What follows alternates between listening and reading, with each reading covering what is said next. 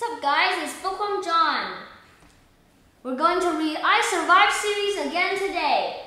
Last time, I read you the destruction of Pompeii and the sharks attacks of 1916. Today we're going to, I Survived is all about history, and this book is about the Nazis, like in the ghetto, you know, like Nazis like banishing and killing Jewish people, because Hitler thinks Jewish people are all like the mean of every problem in Germany or like everything in the world. It's like, oh no, we don't have money, the Jews stole it, and then or we don't have enough houses, the Jews have too many, or they just broke them down. But the Jews are innocent.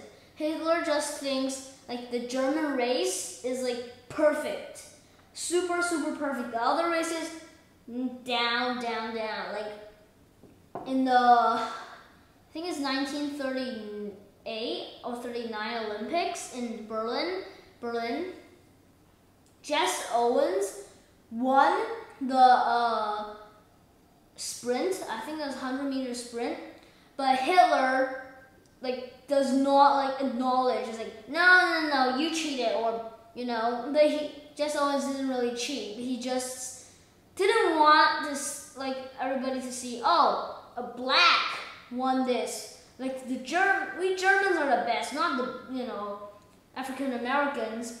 Yeah, he's kind of like biased and prejudiced. So this is about one of the darkest periods in history. In a Polish ghetto, those kind of like a city, like a villa, but with barbed wires and soldiers walking around. Yeah. In a Polish ghetto, Max Rosen and his sister Zina struggle to live after their father is taken away by the Nazis. With barely enough food to survive, the siblings make a daring escape from Nazi soldiers into the nearby forest.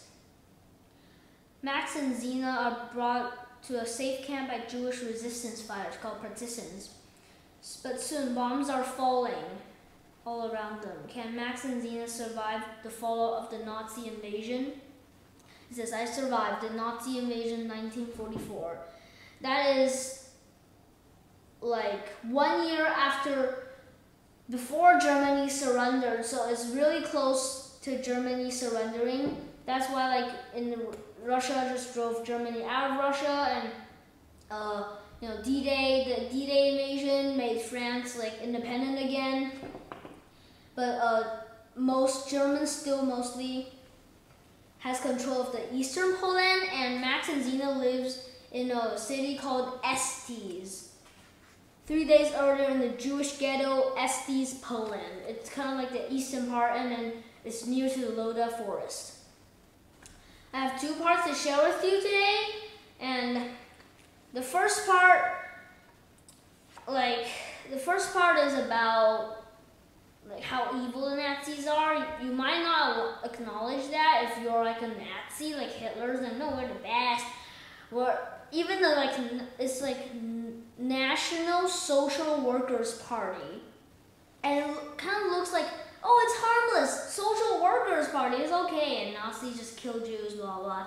In concentration camps, all of Jews, almost all of the Jews died. If not, it'll be even more skinny as me. It's just as thin as my nose. That's an exaggeration, but yeah, here.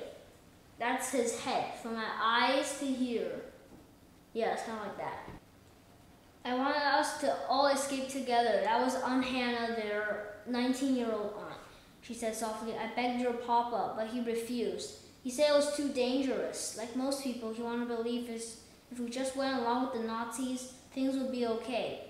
He didn't want to accept the truth, that the Nazis are more evil than we could have ever imagined. His papa, Max and Zina's papa, actually taken away by the Nazis into a concentration camp. Well, he's not in the concentration camp yet. He's in a train going to there. And so Aunt Hannah his papa doesn't want to acknowledge the point that accept the point that Nazis are like cold-blooded serial killers. So he's if you just get along with them, you know, follow their rules, submit to their rule, we will just be okay. But even if he didn't do anything, like he was still taken away to concentration camp.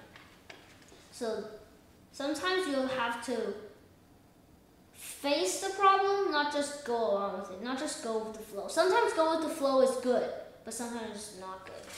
So you have to see what time it is, yeah. And this one is a kind of all of the partisans, Martin, Lev, Aunt Hannah, and a few others, they show proudly their scars. Aunt Hannah stood up. Look at this, she said, lifting her pant leg. Barbed wire, she said, pointing to a purple jagged scar. We set fire to the bullet factory and I got caught on our way out. Max cringed. Mine's uglier, Martin said, pushing up his sleeve. His forearm looked like if it had been torn open and sewn back together by a 3-year-old. That means it's not really good soon. Show them your scar, Lev, Aunt Hannah said daringly. Martin leaned forward and whispered loudly to Zena. Lev got a shot in the rear end, he said with a laugh. Hey, Lev said with a frown that only looked half serious. That's supposed to be my secret. They all laughed, including Lev and Zena. So they're comparing their battle wounds and scars, and Martin had a bullet wound, and then Lev had a shot in the rear end. I don't know if that's a joke, but I guess it is because it's kind of unlikely to get a shot in the rear end. Okay, so this is our finish of our book review of the I Survived, the Nazi Invasion 1944. Oh yeah, just to make sure, that's Max Rosen. You know, the Germans just put Jews with the Star of David to say, oh, you're Jews, so you're bad, or, you know. Okay, well, that's the end, and see you next time.